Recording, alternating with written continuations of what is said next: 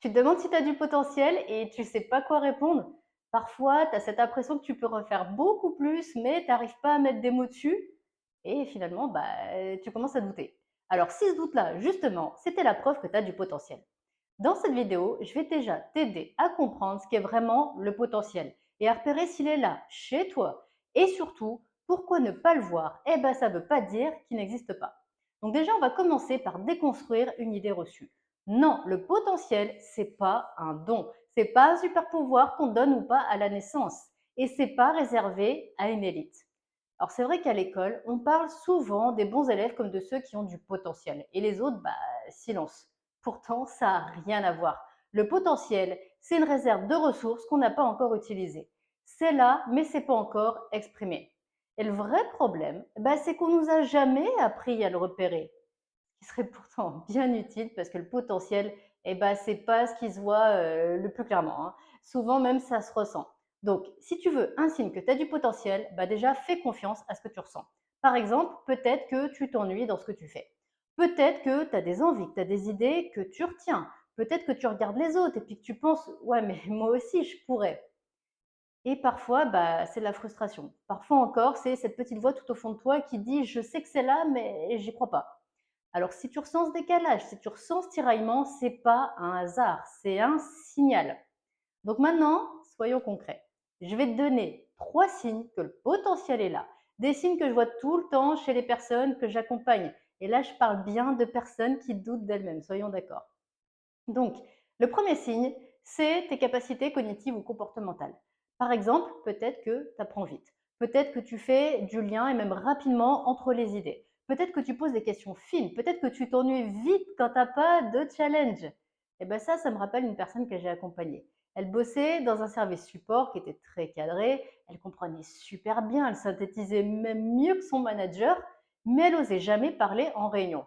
Pourquoi? Parce qu'elle disait que c'était pas son rôle. Même elle disait que c'était pas sa place. Alors qu'en fait, elle avait un potentiel d'analyse, elle avait un potentiel de coordination, un potentiel d'anticipation incroyable. C'était juste inexprimé. Deuxième signe, l'énergie intérieure.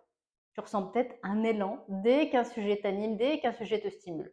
Tu cherches peut-être à comprendre en profondeur, tu es curieux, tu es engagé, même quand on ne te le demande pas. Et là, je pense à une chef de projet que j'ai coachée. Elle se disait trop impliquée. Elle restait tard le soir, elle imaginait comment améliorer encore et encore les process, et puis un jour, elle a osé proposer une amélioration. Et le résultat, c'est que son équipe, elle a gagné 15 jours.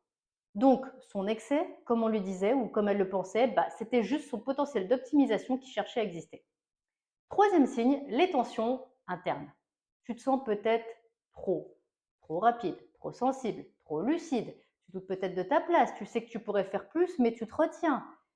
Ça c'est clair, une cadre RH, et elle m'a dit un jour, je suis compétente, mais on ne me voit pas. Elle donnait tout, mais elle restait en retrait. Elle avait des idées, elle avait de la vision, mais elle attendait qu'on l'autorise. Et surtout, elle attendait de se l'autoriser elle-même. Alors justement, j'ai envie de te proposer maintenant un petit exercice, maintenant qu'on a vu ces 3 signes.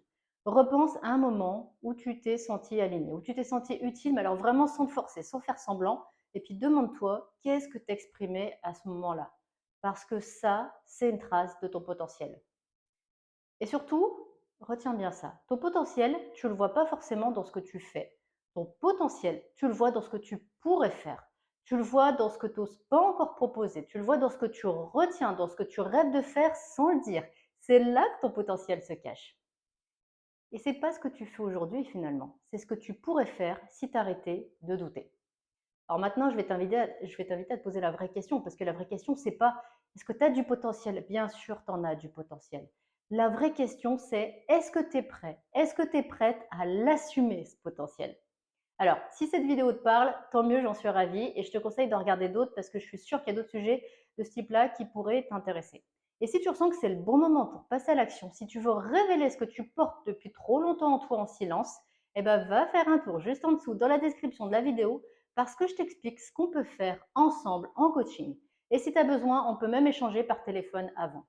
Et d'ici là, je te dis crois en toi et révèle-toi.